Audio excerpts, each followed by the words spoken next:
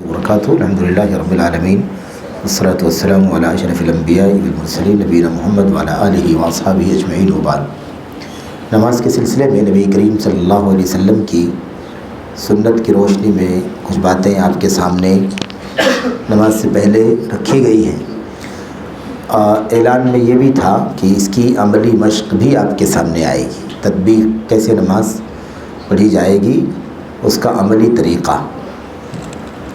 تو ہم لوگوں نے جو نماز شروع کی تھی وہ تکبیر تحریمہ سے تھی۔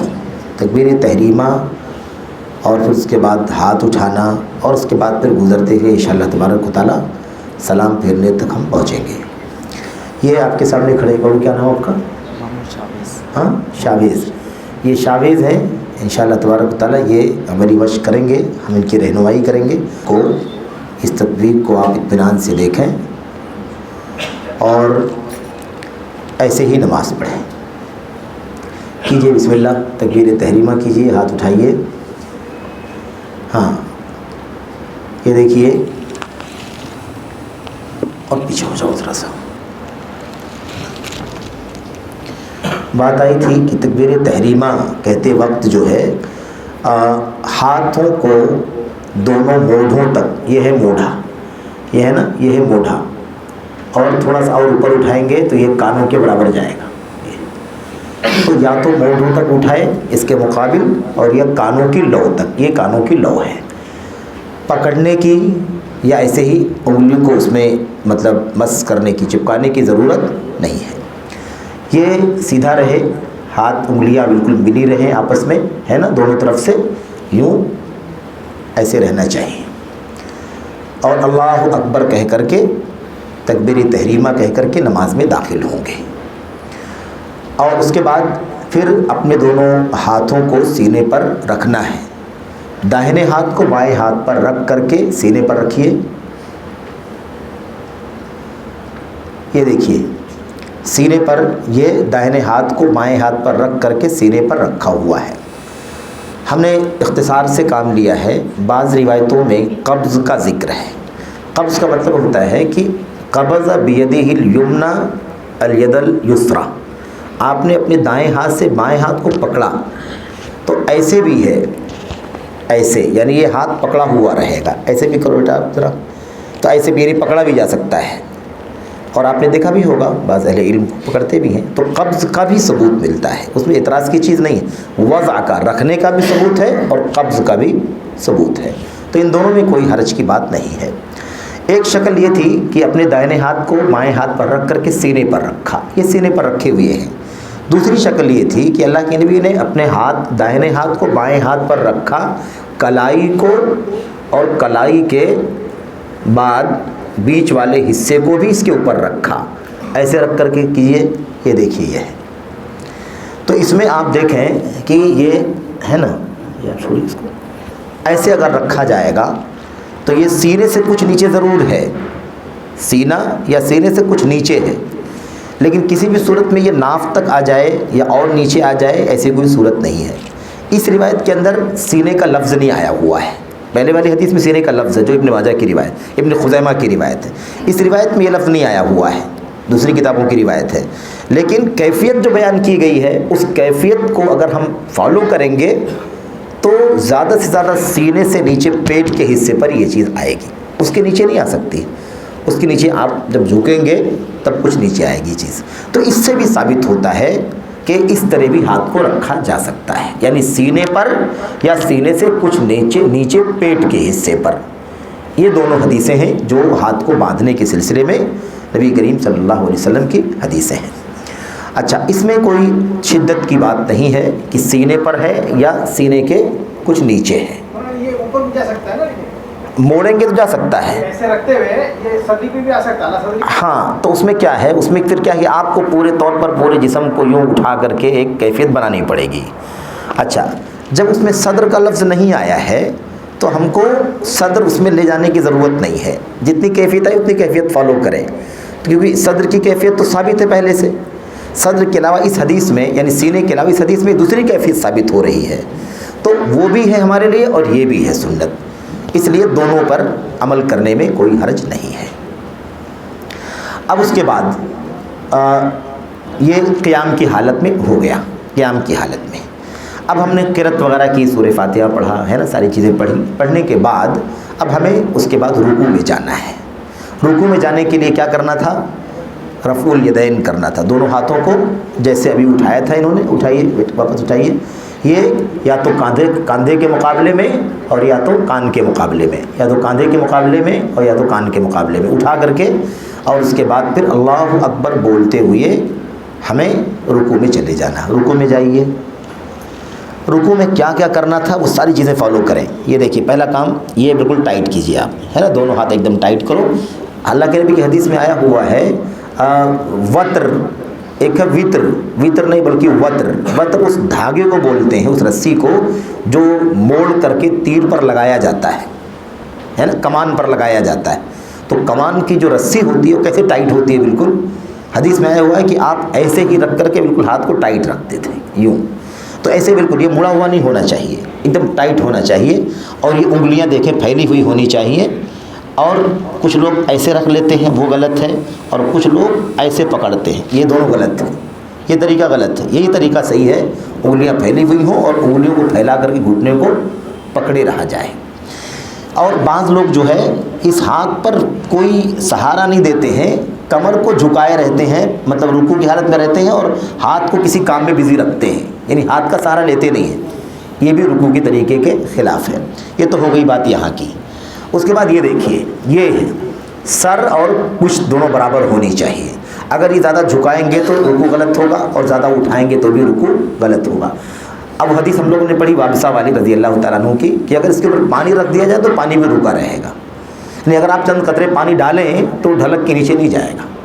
تو عام طور پر رکوع میں غلطیاں ہم لوگ کرتے ہیں کہ کبھی ہم زیادہ جھک جاتے ہیں اور اس ہاتھ کو ٹیڑھا کر لیتے ہیں، یا اگر اس کو سہارا نہیں دیں گے، اس پر ٹیکیں گے نہیں، تو غلطی ہونے کا امکان زیادہ رہے گا، کیونکہ پھر ہم آزاد ہوں گے، اور جب اس پہ ٹیکے رہیں گے، اس کو پورا پھیلائے رہیں گے، تو میکزیمم رکوع میں غلطی ہونے کا خطرہ نہیں ہوگا، صرف سر کے اوپر نیچے کرنے کا مسئلہ ہوگا۔ تو سر کو پشت کے برابر رکھیں گے تو انشاءاللہ تبارک و تعالیٰ رکوع ہمارا بالکل درست ہوگا۔ اچھا، اس کے بعد اب یہ رکوع ہو گیا۔ آپ نے کہا تھا پیٹھ کو پھیلانا ہے۔ ہاں، پیٹھ کو پھیلانا مطلب ہے کہ اگر سب گول نہیں کرنا ہے، ہاں اس بات ایسا گول نہیں کرنا ہے، بلکہ اس کو پھیلانا ہے، تو پھیلا ہی ہوا ہے نا یہ، کندھے کو ایسا پھیلانا نہیں، کندھے کو ایسا نہیں کندھے کو نہیں پھیلانا ہے، پشت کو پھیلانا، مطلب ایسا گول نہیں کرنا ہے، یوں پھیلانا ہے، یہ مطلب ہے اس کا۔ رکوع کی حالت میں دیکھنا کہاں ہے؟ ہاں، سجدے کی جگہ، سجدے کی جگہ، قیام کی حالت میں، رکوع کی حالت میں، سجدے کی حالت میں، ساری حالتوں میں ہمیں دیکھنا ہے موضع السجود، سجدے کی جگہ کو۔ تشہد کی حالت میں تھوڑا سا روایت کے اندر یہ آیا ہوا ہے کہ اللہ کے نبی علیہ السلام کی نگاہ آپ کی اس انگلی سے تجاوز نہیں کرتی تھی، آپ کی نظر اس انگلی سے تجاوز نہیں کرتی تھی۔ اب دو روایت ہو گئی، ایک ہے سجدے کی جگہ پر دیکھنا ہے، ایک ہے کہ تشہد کی حالت میں آپ کی نظر آپ کی انگلی سے تجاوز نہیں کرنی تھی۔ ان دونوں حدیثوں کو اکٹھا کریں، دونوں حدیثوں کو اکٹھا کریں۔ کیسے اکٹھا کرنا ہے؟ آپ اگر چاہیں تو آپ کی نظر انگلی سے تجاوز بھی نہ کرے اور آپ کی نظر سجدے کی حالت پر بھی رہے، جگہ پر بھی رہے۔ تو کوئی کہنے کا مطلب یہ کہ جگہ سجدے پر ہی رہے گی نظر، لیکن یہ نظر جو ہے اس انگلی سے آگے نہ جائے، یعنی کہ آپ کسی اور طرف دیکھنے شروع کر دیں یا زیادہ باہر نکل جائیں، تو نظر میں انگلی بھی رہے اور نظر سجدے کی حالت میں سجدے کی جگہ پر ہی رہے۔ تو یہ ہو گیا رکوع کرنا۔ رکوع کے بعد اب ہمیں رکوع سے اٹھنا ہے، رکوع سے اٹھنا ہے قومے کے لیے، اللہ اکبر بولتے ہوئے، رفع دین کرتے ہوئے اٹھائیے، ہاں سمیع اللہ لمن حمدہ بولتے ہوئے اٹھائیے، ٹھیک ہے۔ اب اٹھانے کے بعد بات آئی تھی کہ ارسال کرنا ہے یا باندھنا ہے نا، یعنی لٹکا دینا ہے، چھوڑ دینا ہے، ارسال مطلب چھوڑ دینا ہے، یا اس کو باندھ لینا ہے۔ اس بارے میں بات آ چکی ہے کہ دونوں فریق میں سے کوئی کسی پر شدت نہ برتے، جن کو اطمینان لگتا ہو کہ وہ باندھیں گے وہ باندھیں، جس کو اطمینان لگتا ہو کہ وہ چھوڑ کے رکھیں گے وہ چھوڑ کے رکھیں، اس میں شدت نہیں ہونی چاہیے۔ مجھے یاد ہے شیخ بن باز رحمۃ اللہ علیہ جب باحیات تھے تو افریقہ میں یہ مسئلہ بہت زیادہ الجھ گیا تھا۔ افریقہ کے کسی ملک میں یہ جھگڑا ہو گیا مسجد کے اندر، اور ایک فریق کہنے لگا کہ نہیں ہاتھ باندھنا ہی ہے، ایک نے کہا کہ نہیں ہاتھ چھوڑنا ہی ہے، اور وہ معاملہ اتنا طول پکڑ گیا کہ باقاعدہ فتوے کی شکل میں شیخ بن باز سے سوال کیا گیا کہ ہمارے ہاں اس مسئلے میں جھگڑا ہو گیا ہے، آپ بتائیے کہ اس کا حل کیا ہے۔ تو علامہ ابن باز رحمۃ اللہ علیہ نے فرمایا یہ مسئلہ کسی فرض سے تعلق نہیں رکھتا ہے، رکن سے تعلق نہیں رکھتا ہے، ایک مستحب کی بات ہے، سنت کی بات ہے، تو اس کے معاملے میں اتنا زیادہ آپ لوگ جھگڑا کیوں کر لیے کہ آپس میں انتشار پیدا ہو گیا، دو مطلب پارٹیاں بن گئیں اور وہ اس کے خلاف باتیں اور وہ اس کے خلاف باتیں کرنے لگے؟ یہ جائز نہیں۔ اہل سنت والجماعت کا کام یہ ہے کہ جو مسائل جس حیثیت کے دین کے اندر ہوں ان مسائل کو ان حیثیت سے آگے نہ لے جایا جائے۔ اب ایک سنت اور مستحب کے مسئلے کو فرض کی طرح بنایا جائے تو بھی غلط ہے، اور ایک فرض کو حیثیت کم کر کے اس کو سنت مستحب کے دائرے میں لے آیا جائے، یہ بھی غلط ہے۔ تو جو چیز جس درجے کی ہو اسی درجے میں رکھا جائے۔ اور یہ مسئلہ کیسا ہے؟ اس مسئلے میں کوئی صریح دلیل نہیں ہے۔ حالانکہ آپ کو بتاؤں شیخ بن باز رحمۃ اللہ علیہ اسی بات کے قائل ہیں کہ رکوع کے بعد اٹھ کر کے ہاتھ کو باندھا جائے گا۔ ابھی جو حالت ہے نا باندھنے کے وہ قائل ہیں، بلکہ سب سے زیادہ سعودی عرب کے اندر انہوں نے ہی اس چیز کو مطلب لوگوں کے بیچ میں عام کیا ہے، پھیلایا ہے کہ زیادہ قریب یہ لگتا ہے کہ ہاتھ کو باندھنا جائے، اور اسی لیے بڑی تعداد سعودی عرب کے اندر ہاتھوں کو نماز اس کے رکوع سے اٹھنے کے بعد باندھ لیتی ہے۔ اس کے باوجود جب یہ جھگڑا ان کے سامنے آیا افریقہ کا تو انہوں نے کہا کہ سختی سے کہا یہ تو بہت غلط ہے، شیطان داخل ہو گیا ہے کہ سنت اور مستحب کے مسئلے کو آپ نے اتنا بڑھا دیا کہ آپس میں انتشار اور تفریقہ پیدا ہو گیا، یہ مناسب نہیں ہے۔ تو بہرحال اب یہ ہے ارسال کیا ہے انہوں نے۔ اب یہاں پر ہمیں جو دعا پڑھنی ہے وہ دعا ہے نا، ربنا لک الحمد حمدا کثیرا طیبا مبارکا فی، سمیع اللہ لمن حمدہ کے بارے میں بات آئی کہ وہ امام اور مقتدی دونوں پڑھیں گے، اس میں کوئی حرج کی بات نہیں ہے۔ امام تو کرے گا ہی، کہے گا ہی رب سمیع اللہ لمن حمدہ، مقتدی بھی سمیع اللہ لمن حمدہ کہے تو اس میں کوئی عیب کی بات نہیں، کوئی حرج کی بات نہیں ہے۔ اب اس کے بعد ہمیں رکوع میں سجدے میں جانا ہے، سجدے میں جانا ہے۔ سجدے میں کیسے جائیں گے؟ اللہ اکبر کہتے ہوئے سجدے میں جائیے، سجدے میں جائیے، ہاتھ اور آگے بڑھائیے اور بڑھائیے، ہاتھ بڑھائیے اور سر کے آگے اور سر کی طرف لے جائیے اور لے جائیے، انگلیوں کو ملائیے۔ ہاں یہ دیکھیے، سر پیشانی بھی ٹیکیے، ناک بھی ٹیکیے، ہے نا، دونوں پیروں کو، یہ ہے دونوں پیروں کو دیکھیے۔ یہ آگے والا پہلے دیکھ لیں کہ اس طرح سے یہاں پر سجدہ جو ہمیں کرنا ہے وہ دونوں ہاتھوں کے بیچ میں کرنا ہے۔ سجدہ کہاں کرنا ہے؟ بین الیدین، دونوں ہاتھوں کے بیچ میں سجدہ کرنا ہے۔ انگلیاں ملی ہوئی ہے کہ نہیں؟ انگلیاں ملی ہوئی ہیں، سر کے آگے نہیں ہے، سر کے پیچھے نہیں ہے ہاتھ۔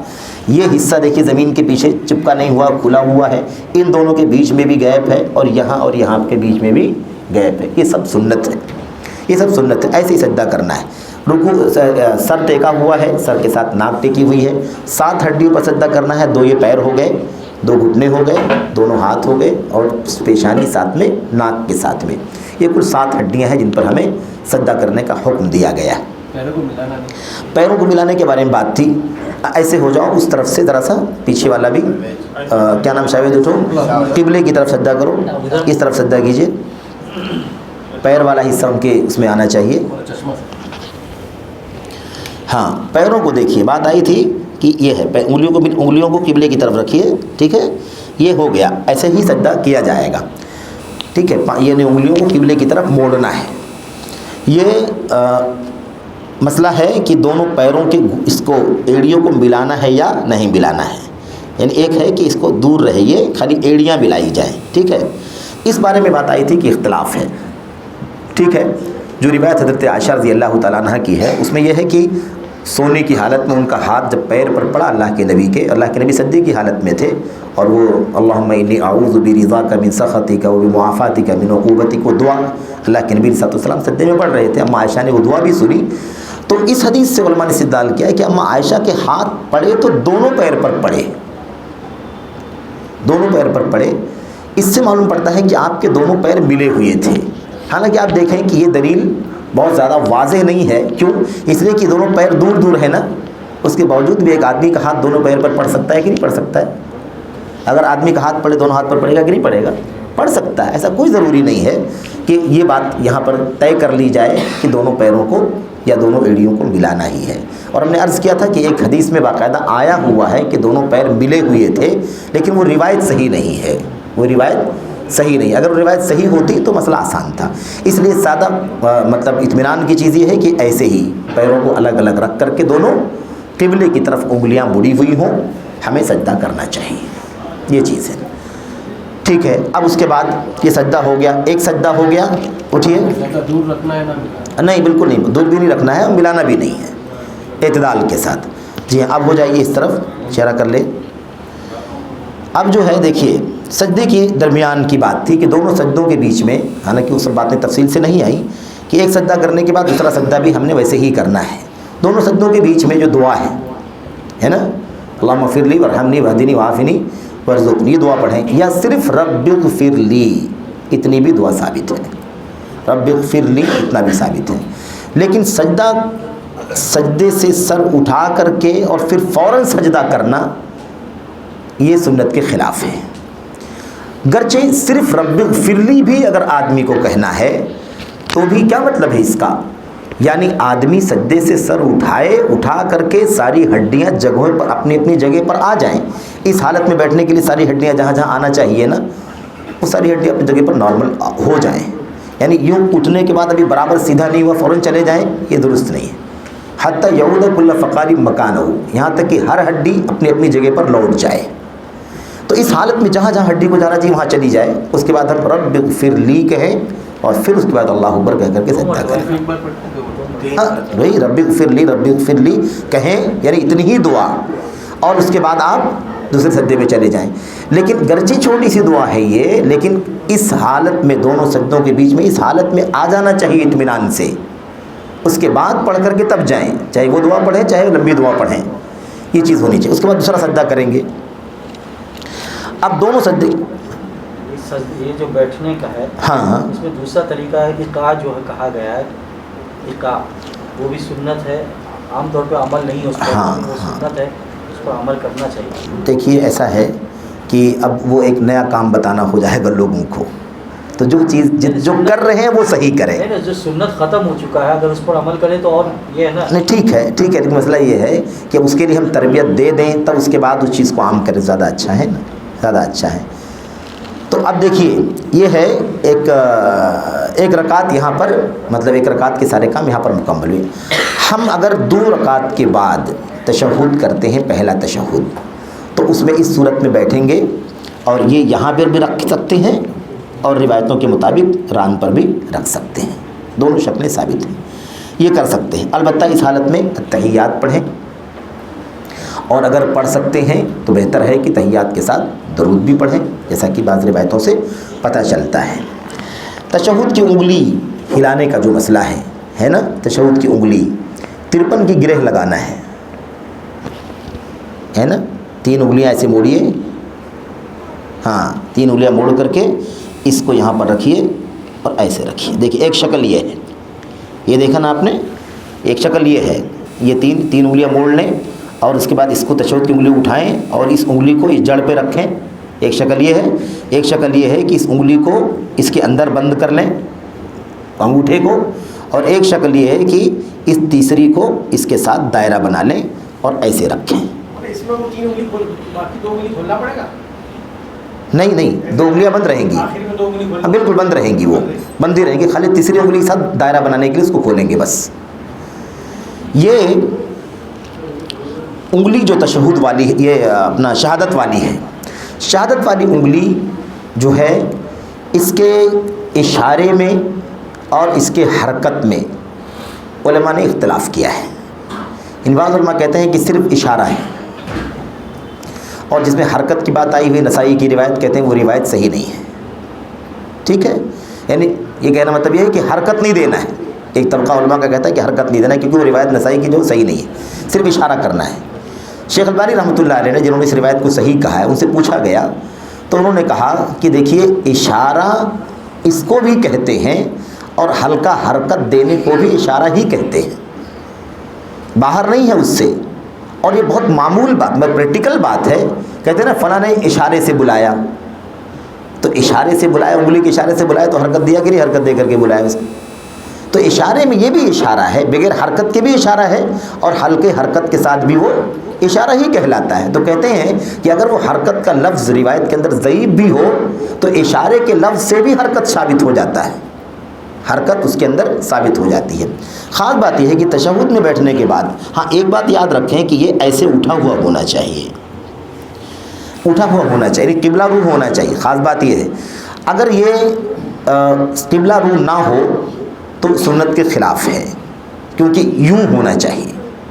دوسری بات یہ ہے کہ حرکت شروع تشہد سے لے کر کے اخیر تک رہے۔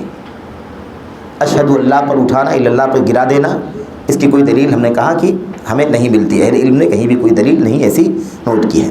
ایک چیز یہ ہے کہ حرکت دینے کی کیفیت کیا ہے، حرکت دینے کی کیفیت، کوئی لوگ حرکت دیتے ہیں، کوئی لوگ بہت جلدی حرکت دیتے ہیں، ہے نا، یہ سب کیفیت مطلب عام طور پر ہمارے بیچ میں ہے۔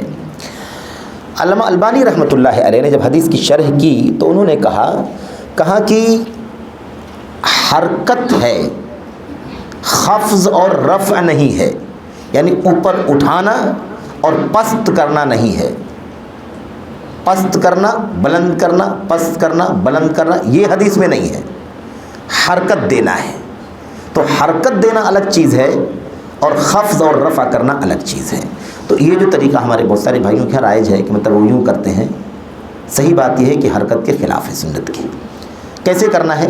شیخ البانی کہتے ہیں یحرکو، حرکت دے، ہینن لینن، بالکل آسانی کے ساتھ، دھیرے دھیرے، یعنی وہ اشارے کے ساتھ معمولی حرکت رہے کہ ہم شہادت کہہ رہے ہیں زبان سے تو ہماری انگلی بھی اس شہادت کے ساتھ اٹھی ہوئی ہے۔ تو یہ بہت اہم چیز ہے۔ اچھا میں ایک بات اور بتاؤں، میں بہت پہلے ادھر بنگلور میں تھا، 1 سال 10 سال پہلے کی بات ہے، تو اس میں سوالات کے ضمن میں ایک سوال یہ بھی آیا کہ ہماری بعض بہنوں کی طرف سوال آیا، یہاں بھی مجلس میں عورتیں ہیں ماشاءاللہ، بعض بہنوں کی طرف سوال آیا کہ ہماری بعض بہنیں انگلیاں تشہد میں جب ہلاتی ہیں تو بہت جلدی جلدی حرکت کرتی ہیں، تیزی کے ساتھ حرکت کرتی ہیں، مطلب اوپر نیچے کرتی ہیں اور جلدی جلدی کرتی ہیں، اتنی تیزی ہوتی ہے کہ نمازی جو بغل میں بہن بیٹھی ہوئی ہے اس کو خلل ہوتا ہے اس کی وجہ سے۔ تو تشہد میں انگلی ہلانے کی صحیح کیفیت کیا ہے؟ تو اس وقت بات ہوئی تھی کہ مطلب اس کا طریقہ یہ ہے۔ تو یہ بھی ایک پہلو ہے کہ اگر آدمی جلدی جلدی ہلائے تو مطلب الٹیمیٹلی آپ کی نظر اس طرف جائے گی، آپ کی نظر اس سے مطلب آپ کو خلل ہوگا اس سے آپ کی نماز میں، جبکہ آپ ہینن لینن کریں گے تو بالکل بھی خلل نہیں ہوگا۔ اور حقیقت یہ ہے، شیخ البانی کہتے ہیں کہ اگر اس کیفیت کو اگر کوئی نام دینا ہو تو خفض اور رفع کا ہی نام دیا جا سکتا ہے، کہ پست کرنا بلند کرنا، اور پست اور بلند کرنے کا حکم نہیں ہے روایت کے اندر، حرکت یا اشارے کا یہ چیز ہے۔ تو بہرحال کہنے کا مطلب یہ ہے کہ یہ طریقہ سنت کے مطابق ہے، تو یہ چیز ہونی چاہیے ہے، اور اسی کے ساتھ ہلکی معمولی حرکت دینا ہے، بالکل یہ دیکھ رہے ہیں نا، نیچے کی طرف نہ لے جائیے، ہاں اوپر ہی رہے، قبلہ رو ہی رہے اور معمولی حرکت ہوتی رہے، یہ ہے سنت کے مطابق، اور یہ شروع تشہد سے اخیر تک یہ چیز چلنی چاہیے۔ اس کے بعد یہ جو پیر رکھنے والا مسئلہ تھا، آپ ایسے ہو جائیں گے تو اچھا ہے، قبلہ رو ہو جائیے۔ دیکھیے پہلے تشہد میں ایسے ہی بیٹھنا ہے نا، صحیح ہے نا، پہلے تشہد میں ایسے بیٹھنا، بائیں پیر کو بچھا کر کے بیٹھ جانا ہے اور داہنے پیر کو کھڑا کرنا ہے، انگلیاں قبلہ رو، مطلب وہ ہے کہ انگلیاں بھی قبلہ رو ہیں، سجدہ کر رہی ہیں گویا۔ اس طریقے سے یہ پہلے تشہد میں۔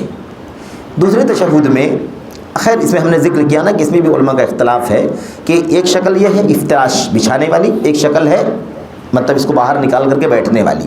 تو اس میں علماء کا اختلاف ہے کہ کیا یہ دونوں میں کیا جائے گا یا ایک میں کیا جائے گا، تو پہلے میں بچھایا جائے گا دوسرے میں بیٹھا جائے گا، یا پہلے میں بیٹھا جائے گا دوسرے میں بچھایا جائے گا۔ یہ ساری باتیں موجود ہیں علماء کے یہاں، شافعیوں کے یہاں یہ ہے، حناف کے یہاں یہ ہے، مالکیہ کے یہاں یہ ہے، حنابلہ کے یہاں یہ، اس طرح کے مطلب کافی اقوال موجود ہیں، لیکن یہ سب یہاں بحث نہیں کرنی ہے۔ ہم خالی سنت کے مطابق جو راستے جو مسائل ثابت ہوں گے ان مسائل پر ہم گفتگو کر لیں گے۔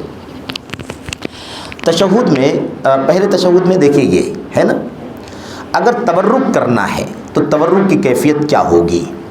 تھوڑا سا آپ اس طرف ہو جائیں، ہے نا، ادھر چہرہ کریں تاکہ یہ تورک کی شکل دکھائی دے، اور گھوم جائیں، اور تھوڑا سا گھوم جائیں۔ یہ دیکھیے تورک ابھی کرنا ہوگا، بایاں پیر باہر نکالیے، اس کے بایاں پیر باہر نکالیں، دیکھا آپ نے، ایک شکل یہ ہے۔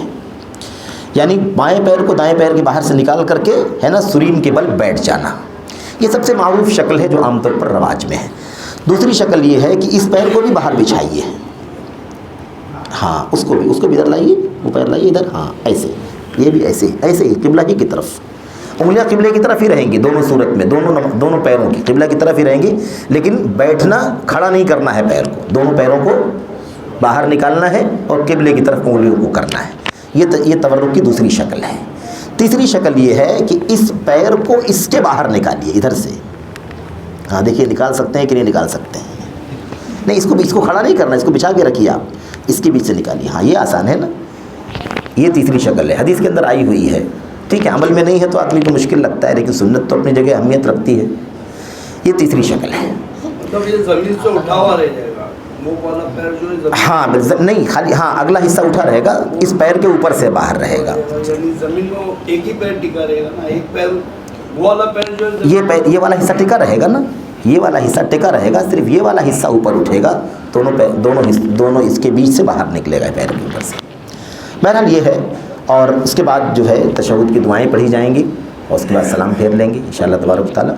اب اس کے بعد بھی بہت سارے مسائل ہیں نماز سے متعلق, سلام پھیرنے کے بعد کے دعاؤں کے, اذکار کے. سلام پھیرنے کے ٹائم پہ کندھے پہ رکھنا چاہیے یا کوئی بھی طرح؟ ہاں میرے سلام تو اسی کا حصہ ہے نا, جو ہمارا موضوع اسی کا حصہ ہے. سلام کے بارے میں دیکھیے یہ ساری غلطیاں موجود ہیں. ہمیں سلام دائیں بائیں کرنا ہے, اعلیٰ یسار ہی اعلیٰ یمین ہی, اپنے دائیں طرف سلام بائیں طرف سلام, اپنے کندھے کو سلام تھوڑی نہ کرنا ہے. یہ عام غلطی ہے کہ لوگ کندھے کو دیکھتے ہیں. بائیں طرف دیکھنا ہے, دائیں طرف دیکھنا ہے, بائیں طرف دیکھنا ہے, نہ کہ دائیں کندھے کو دیکھنا, بائیں کندھے کو دیکھنا ہے. یہ سلام پھیرنے کا جو مطلب عام طور پر غلطیاں ہم سے ہوتی ہیں, ان میں سے غلطی یہ بھی ہے. سلام میں تو اپنے بھائیوں کو ہی سلام ہو گیا نا ایک طریقے سے. مطلب جیسے وہی ہر آدمی اپنے دائیں طرف اور ہر آدمی اپنے بائیں طرف, تو کندھے کو نہیں دیکھنا ہے, یعنی کندھے کی طرف نگاہ نہیں کرنی ہے, بائیں طرف کرنی ہے. دائیں طرف کرنی ہے اور ادھر بائیں طرف کرنی ہے. سلام کے بارے میں سنا تھا کہ فرشتے رہتے ہیں, ایسا لوگ ایسا نہیں, یہ سب قیاس ہے, عقلی چیزیں ہیں.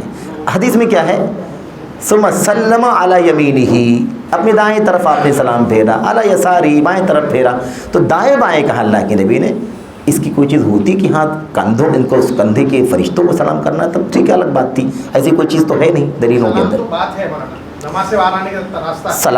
سلام جو ہے نماز کو ختم کرنے کے لیے سلام ہے. تحریمها التکبیر و تحلیلها التسلیم.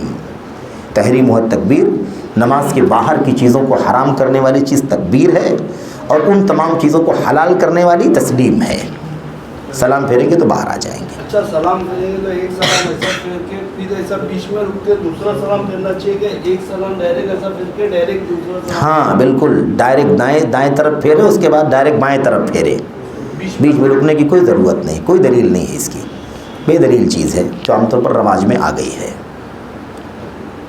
اب کچھ سوالات کی بھی بات تھی تو 5-7 منٹ ہے, اگر آپ لوگ چاہیں تو سوالات بھی کچھ کر سکتے ہیں. رکعت چھوٹ جائے تو وہ ایک سلام پہ اٹھ سکتا ہے کہ دونوں سلام کے بعد میں اس کو اٹھنا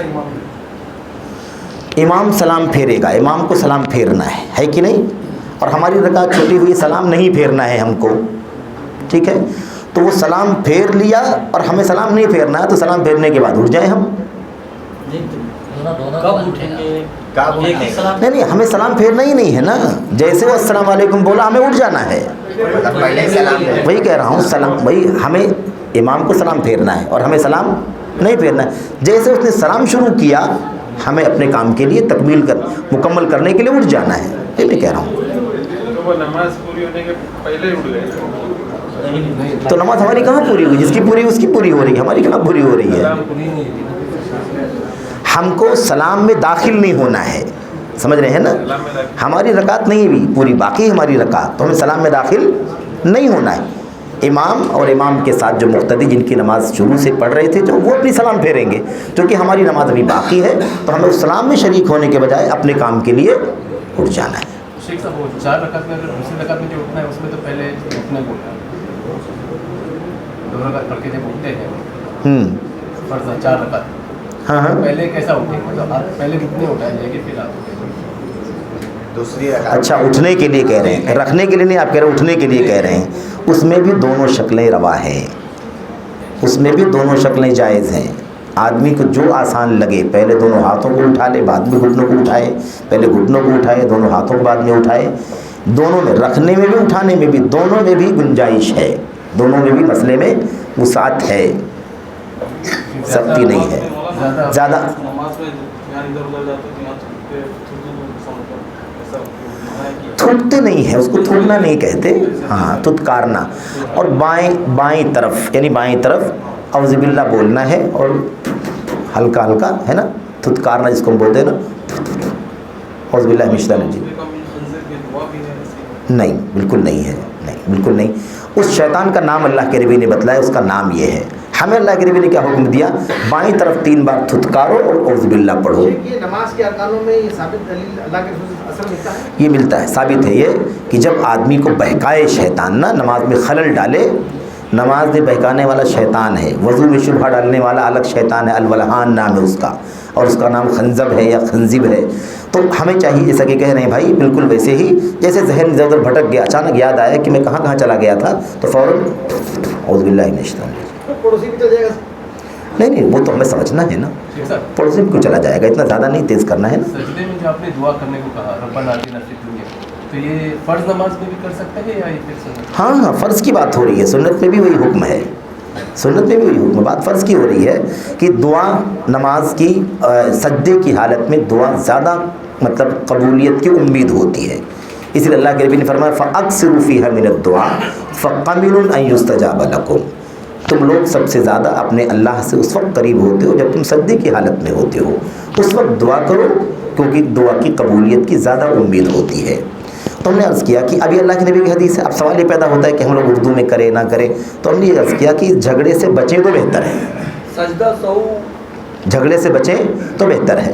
جو معصور دعائیں ہیں قرآن کی آیتوں میں، اللہ کے نبی کی حدیث میں، وہ دعا اگر مختصر بھی ایک بھی پڑھ لیں گے نا، ایک بھی، تو انسانی زندگی کی ساری بھلائیاں مل جائیں گی، آخرت کی ساری بھلائیاں، قبر کی سارے عذاب سے راحت مل جائے گی۔ تو کوشش کریں کہ چند دعائیں یاد کریں سنت کی، تاکہ ہمیں بلا وجہ لمبی چوڑی بات کرنے کی ضرورت نہ پڑے۔ ہمیں اللہ تعالیٰ یہ عطا فرما، یہ عطا فرما، یہ عطا، 1000 گنوائیں گے، اس سے اچھا کہ ربنا آتنا فی الدنیا حسنہ، اللہ دنیا کی بھلائی عطا فرما، ہے کہ نہیں؟ جامع دعا، اور اماں عائشہ کہتی بھی ہیں کہ نبی کریم صلی اللہ علیہ وسلم جامع دعائیں کیا کرتے تھے، اور اسی مطلب بہت سارے تکلف والی دعاؤں سے اللہ کے نبی بچتے تھے۔ ایک صحابی کے بچے نے دعا کی تو کہا اللہ تبارک و تعالیٰ میں دعا کرتا ہوں کہ مجھے جنت کی دائیں طرف ایک محل عطا فرما، تو اللہ کے نبی نے فرمایا یہ کیا تکلف ہے، یہ کیا تکلف ہے، تجھے جنت ملے گی تو سب ملے گا نا اس کے اندر، جنت کیوں نہیں مانگتے؟ جنت مانگو، فردوس مانگو، سب سے اعلیٰ والی جنت مانگو، دائیں طرف محل عطا فرما، بائیں طرف محل عطا فرما، یہ سب تکلف والی دعائیں ہیں۔ اللہ کے نبی نے فرمایا تھا کہ ایسے وقت آئے گا مستقبل میں، کچھ لوگ آئیں گے تو دعا کے اندر بھی تجاوز کریں گے، اعتداء کریں گے، زیادتی کریں گے، تو یہ تکلف ہے، اس سے بچنے کی ضرورت ہے۔ کچھ کہہ رہے تھے؟ سجدہ سہو جو ہے وہ 1 سلام کے بعد کرنا چاہیے یا 2 سلام کے بعد؟ بالکل 2 سلام کے بعد، 2 سلام کے بعد، 2 سلام سے پہلے۔ سب بندی کے اوپر بھی سب پہلے رائٹ سائڈ ہی کھڑے ہو جائے یا دونوں طرف آئے؟ نہیں دیکھیے، جیسے شیخ ہم سمجھاتے ہیں سجدے، ایک منٹ سجدے والی بات ختم ہو جائے، سجدے سو دیکھیے، جیسے بھی سجدے سو میں تفصیلات ہیں حقیقت میں، علامہ ابن عثیمین کا چھوٹا سا رسالہ بھی ہے بڑا اچھا، اس کو آپ پڑھیں گے تو ساری تفصیلات مل جائیں گی۔ نماز سلام پھیرنے سے پہلے آپ کو غلطی کا اندازہ ہو گیا تو آپ دو سجدہ سلام پھیرنے سے پہلے کر کے سلام پھیر دیں۔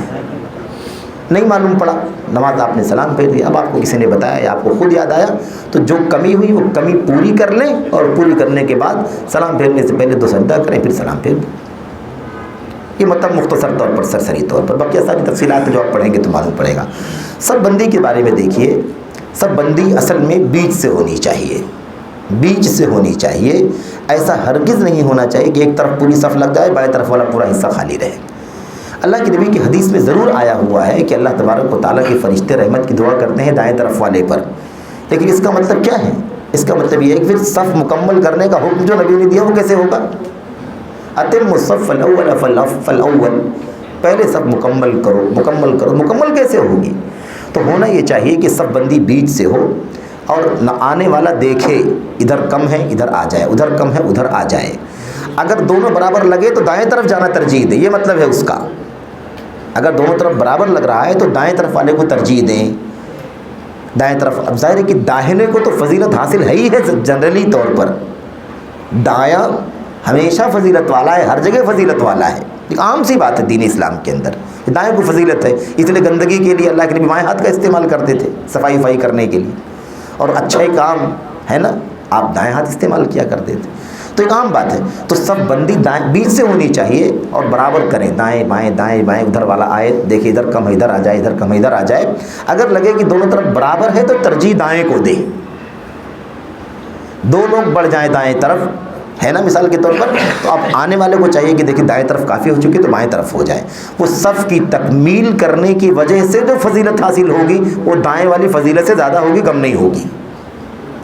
ये भी हदीस है ना कि इमाम से जो जितना करीब होगा, चाहे दाएं हो चाहे बाएं तरफ, बिल्कुल, अगर जो इमाम से जितना करीब होगा उसका दर्जा, हाँ बिल्कुल, दर्जा का मतलब ये है कि दो चीज़ें हैं। एक चीज़ ये है कि इमाम से करीब होने का मतलब ये है कि भाई वो सब बंदी करेगा, नमाज में पहले हाजिर रहेगा, अगली सफ़ में रहेगा, ये सारी फजीलत मिलेगी। दूसरी चीज़ ये है ना कि अल्लाह के नबी ने फरमाया कि इमाम से करीब वो लोग रहें जो पढ़े लिखे लोग हों, लियलियन्नी मिनकुम उलुल अहलामी वन्नुहा, मुझसे करीब वो लोग रहें जो अक्ल वाले हैं, समझदार हैं, इल्म वाले हैं। क्यों? इसलिए कि अगर नमाज में मिसाल के तौर पर इमाम के साथ कोई मामला पेश आ गया और उसको नमाज से निकलने की नौबत आ गई तो इमामत कौन कराएगा? इमामत कौन कराएगा?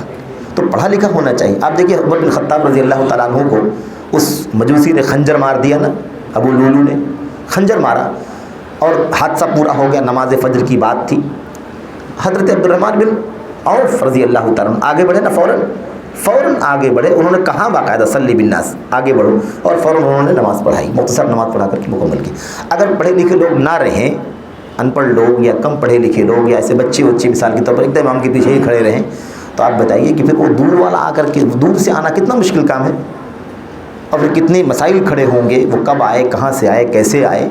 तो ये चीज़ होनी चाहिए कि वो करीब रहें। लेकिन ज़ाहिर है कि ये तो मतलब नमाजियों की जिम्मेदारी है ना, पढ़े लिखे लोग करीब रहें, अक्ल वाले समझदार लोग करीब रहें, क्या करना है क्या नहीं करना है। अभी करीब के भी वाक़यात है ना, अटैक आ गया इमाम को, हादसा हो गया, फ़ौरन पीछे पढ़े लिखे लोग मौजूद थे, अच्छे हाफिज़ कारी, फ़ौरन आगे बढ़े और नमाज को वहीं से एज़ इट इज़ मुकम्मल करा दिया, अल्हम्दुलिल्लाह। तो ये चीज़ होनी चाहिए।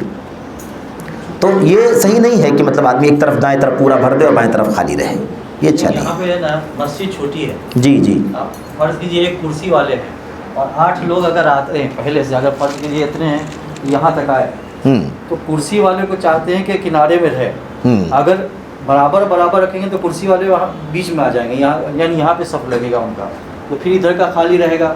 या तो कभी ऐसा होता है कि कुछ जगह यहाँ पे खाली रह जाती है, कुछ जगह वहाँ पे खाली रहती है, तो इसलिए जो है मैं बताता हूँ, एक पूरी सब पूरी हो तो एक तरफ ज़्यादा कर देते हैं। अगर कोई माजूर है, मैं बताता हूँ, रुक के कहीं भी बैठे ना, मैं बताता हूँ, दाहिनी तरफ बाएं तरफ, मैं बताता हूँ, इसमें होना ये चाहिए। देखिए कुर्सी तो एक उज़्र है कि नहीं, जो आम मसला सारे नमाजियों के लिए है, फजीलत का, पहले आने का, जहाँ जगह सफ़ में करीब से करीब मिले वहाँ पहुँच करके बैठने का, इमाम से करीब रहने का, पहली सफ़ में रहने का, ये सारी फजीलत जैसे उसके लिए है ऐसे उज़्र वाले के लिए भी है।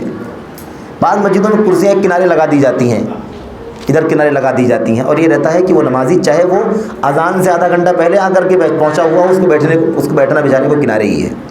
नहीं, सफ़ में पीछे नहीं करते, उसी सफ़ में रहने देते, लेकिन किनारे। हाँ तो वो नहीं अच्छा है ना, मैं बताता हूँ। देखिए उसमें क्या है, सुनिए, इख्तलाफ नहीं होना चाहिए। मैं कह रहा हूँ जो शेख कह रहे हैं उसमें उनका कहना या लोगों का कहना क्या है कि जब कुर्सी पर जैसे मैं बैठा हुआ हूँ तो अब यहाँ पैर वो नहीं मिला पाएगा, है कि नहीं, मतलब सब बंदी का जो तसव्वुर जहन में वो नहीं हो पाएगा, और आदमी समझता है कि सफ़ कट रही है। लेकिन मैं आपको बता दूँ कि शरीयत में एक है अमली तौर पर कोई चीज़ होना और एक है हुक्मन कोई चीज़ होना। गर्जे पैर नहीं मिला हुआ है लेकिन हुक्मन सफ़ में पैर मिला हुआ है, क्योंकि जो बैठा हुआ है आपके बगल में वो माजूर है, उज़्र की वजह से कुर्सी पर बैठा हुआ है, और हम उस उज़्र वाले के बगल में आए हैं बाद में तो नमाज के लिए खड़े हुए हैं, तो पैरों को नहीं मिला पा रहे हैं, लेकिन हुक्मन पैर मिला हुआ है क्योंकि वो वहाँ मौजूद है सफ़ के अंदर और उसी के पास आप भी आकर के खड़े हुए हैं, इसलिए वो गरचे बज़ाहिर सफ़ मिली नहीं हुई है लेकिन हुक्म के एतबार से सफ़ मिली हुई है। अलबत्ता एक चीज़ है कि कुर्सी वालों को कुर्सी सफ़ मतलब कुर्सी का जो पिछला है ना, ये क्या कहते हैं इसका पाया, ये सब पर होना चाहिए, सब पर ये पिछला वाला पाया होना चाहिए, अगला वाला पाया नहीं होना चाहिए, क्योंकि ऐसा करने की सूरत में पीछे वाली सफ़ में नमाजी को जगह नहीं मिलेगी। एक बात तो ये। दूसरी बात ये है कि नमाजियों के लिए, उज़्र वाले नमाजियों के लिए छोटी कुर्सी मिलती है, उसका इंतज़ाम होना चाहिए। ये कुर्सियाँ लेकर के नहीं बैठना चाहिए। वो छोटी कुर्सी होती है ना, छोटी कुर्सी बहुत कम जगह लेती है, यानी अगर वो सब पर भी रखी हुई रहेगी तब भी नमाजी पीछे वाला नमाज़ पढ़ लेगा, कोई फ़र्क नहीं पड़ेगा। इसमें मुश्किल कहाँ आती बताऊँ मैं आपको। एक नमाजी ऐसा है जो खड़ा नहीं हो सकता है देर तक, लेकिन जब रुकू में इमाम जाएगा तो वो बाकायदा उठ करके, जैसे सारे नमाजी रुकू करते हैं ना, ऐसे वो रुकू कर सकता है। तो अगर ये कुर्सी यहाँ से जगह ले लेगी, इतनी जगह है ना, तो आप बताइए कि जब वो रुकू में जाएगा तो उसका सर आगे वाले के जिस्म से लगेगा कि नहीं लगेगा? तो सजदा रुकू कैसे करेगा? वो खलल डालेगा कि नहीं खलल डालेगा? अब पीछे रखेगा तो पीछे वाली सब को नुकसान पहुँचाएगा। इसलिए सबसे बड़ी बात ये, आप देखिए हरमैन शरीफैन में जो कुर्सियाँ हैं, कौन सी कुर्सियाँ हैं? वो बिल्कुल छोटी कुर्सियाँ हैं। उन कुर्सियों से न उसको नमाज में कोई खलल होगा और न पीछे वाले को खलल होगा। एक बात और भी है, अगर ये बड़ी कुर्सी रखेंगे, मिसाल के तौर पर मैं खड़े नहीं हो सकता हूँ, ठीक है, रुकू भी नहीं कर सकता हूँ, लेकिन मैं बैठ के सजदा और तशहुद कर सकता हूँ, तो इतनी जगह जब कुर्सी ले लेगी तो मैं कैसे वहाँ पर बैठूँगा, कैसे तशहुद करूँगा?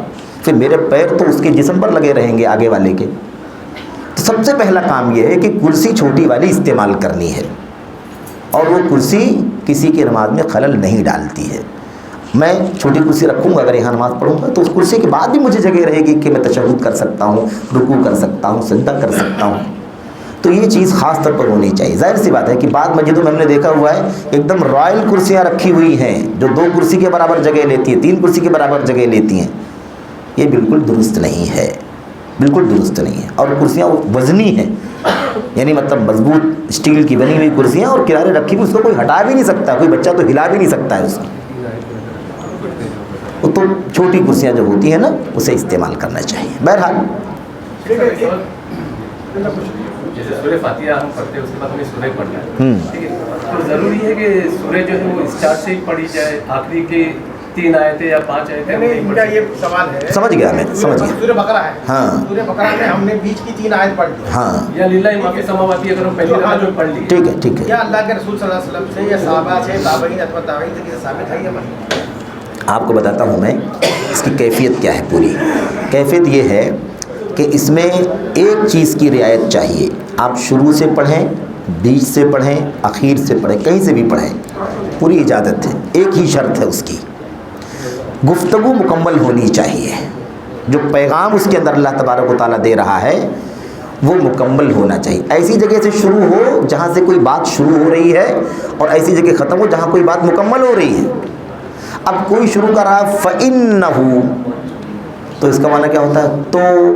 तो बीच में आता है ना, उससे पहले कुछ बात हुई होगी, तो तुमने यहाँ कहाँ से शुरू कर दिया? फ़अन्ना लहु नारा जहन्नम, तो फ़अन्ना लहु, तो उसके लिए जहन्नम की आग है। किसके लिए जहन्नम की आग है? वो पहली बातें आनी चाहिए कि नहीं आनी चाहिए?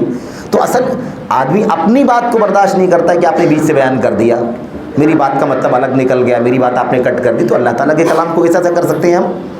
तो एक ही शर्त है कि आप बीच से पढ़ें, किनारे से पढ़ें, स्टार्ट से, कहीं से भी पढ़ें, पूरे कुरान में कहीं से भी पढ़ें, लेकिन बात जो है वो मुकम्मल होनी चाहिए।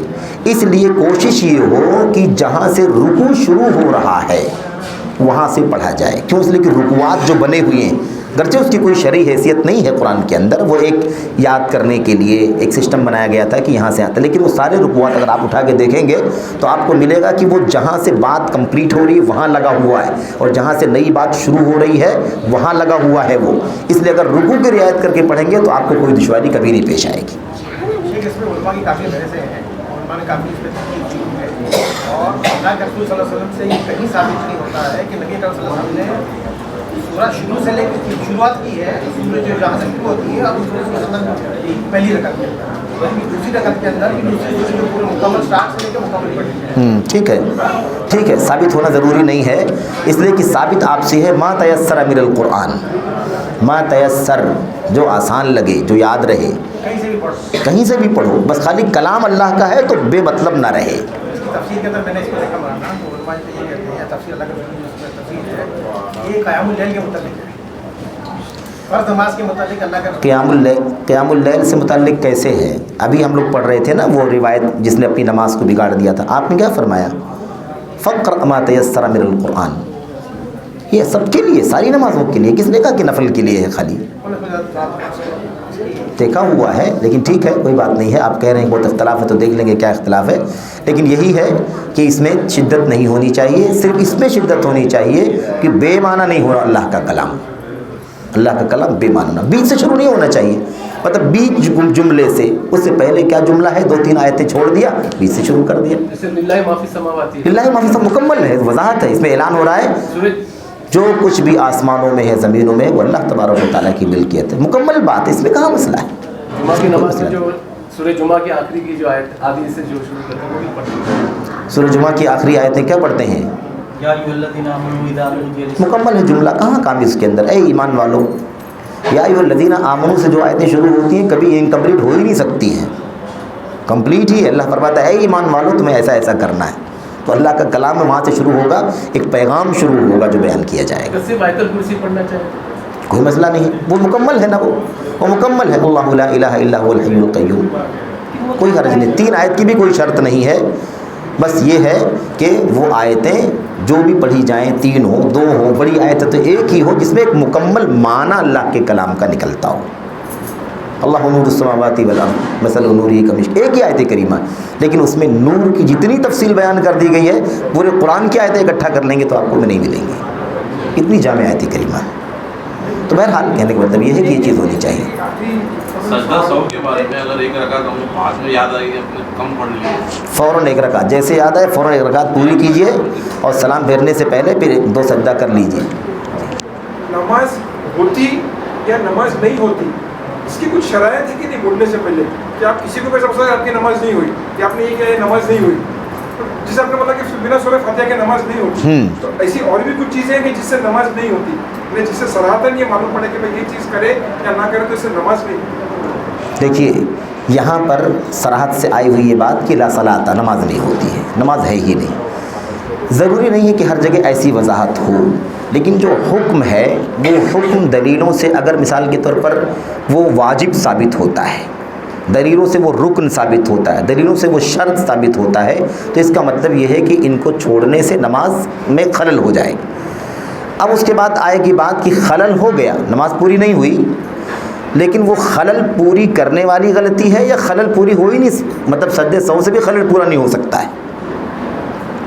اگر رکن چھوٹ جائے گا تو سجدے سہو سے بھی پورا نہیں ہوگا. وہ ایک آدمی اگر سورہ فاتحہ نہیں پڑھے بغیر سورہ فاتحہ کی نماز پڑھ لے مثال کے طور پر، اور بعد میں یہ ہو کہ اب سورہ فاتحہ نہیں پڑھا، رکن چھوڑا ہے اس نے، تو سجدے سہو سے مکمل ہوگا. وہ اگر صرف سورہ فاتحہ پڑھے اور اگر سورہ نہیں پڑھے باقی رکوع میں چلے جائے، نہیں مسئلہ ہے نا، نہیں مسئلہ ہے. سورہ فاتحہ ایک دم رکن ہے، اس کو پڑھنا ہی پڑھنا ہے، اس کے علاوہ کا مسئلہ نہیں ہے. بالکل سورہ فاتحہ کے علاوہ اگر کوئی صورت وہ کسی بھی رکعت میں نہیں پڑھے گا تب بھی اس کی نماز ہو جائے گی.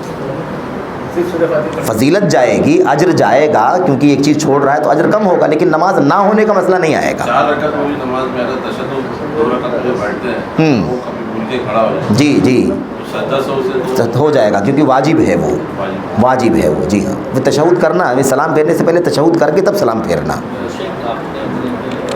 فرض نماز میں امام رکوع میں ہے اور مقتدی جوائن کرتا ہے، جی جی تو وہ ڈائریکٹ رکوع میں آ جائے کہ مطلب اس کو سورہ فاتحہ پڑھنا ہی پڑے گا. آئی بات نا، اس بارے میں تفصیل سے بات آئی.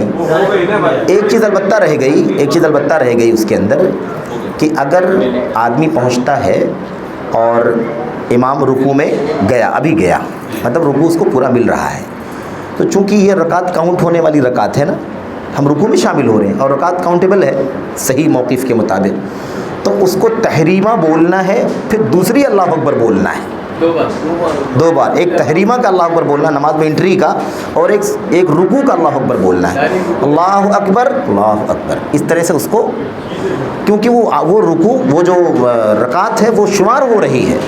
اگر رکوع کے بعد وہ پہنچ رہا ہے تو چونکہ وہ رکعت شمار ہی نہیں ہونے والی ہے، تو اللہ اکبر بول کر کے نماز میں انٹری کر دینا ہے بس. اللہ اکبر کر کے ایک بار ایسا ہاتھ کرنا پڑے گا، صرف بولنا ہی ہے بس. اب قیام ہی نہیں تو ہاتھ کیسے باندھیں گے آپ؟ کاؤنٹ ہوتی ہے کہ واپس سے وہ رکعت پڑھنا پڑے گا؟ کاؤنٹ ہوتی ہے، راجح یہی ہے کہ کاؤنٹ ہوتی ہے. تقریر جماعت میں اگر آدمی لیٹ آیا، کس میں؟ تبلیغی جماعت میں जमात शुरू हो गई, हाँ तो हमें क्या तकबीर पढ़ना है अगर हम लेट आए तो? मौलाना सूरह फातिहा के आगे सूरह पढ़ रहे हैं, सूरह फातिहा निकल तकबीर तहरीमा के बगैर नमाज में आदमी जाएगा ही नहीं। हमारी तो हाँ हाँ बिल्कुल तकबीर कर रही है, बिल्कुल, समझा? कोई भी नमाज में शामिल हो, जिस हालत में भी इमाम को पाया हो, तकबीर तहरीमा के बगैर नमाज में एंट्री होगी नहीं। कुछ लोग ना वो एक अल्लाह को बोल के डायरेक्ट रुकू में नहीं जा सकते। अगर रुकू मिल रहा है तो तकबीर तहरीमा भी कहें और रुकू का भी अल्लाह अकबर कहें, और रुकू नहीं मिल रहा है, हम लोग रुकू से उठने के बाद शामिल हो रहे हैं, तो सिर्फ नमाज में एंट्री करनी है, अल्लाह अकबर बोल करके आप नमाज में चले जाइए, फिर आगे जितने काम हो रहे हैं उसमें साथ में रहिए आप। चलेंगे, बहुत टाइम हो गया। जज़ाकुमुल्लाह खैर। अस्सलामु अलैकुम वरहमतुल्लाहि वबरकातुहू।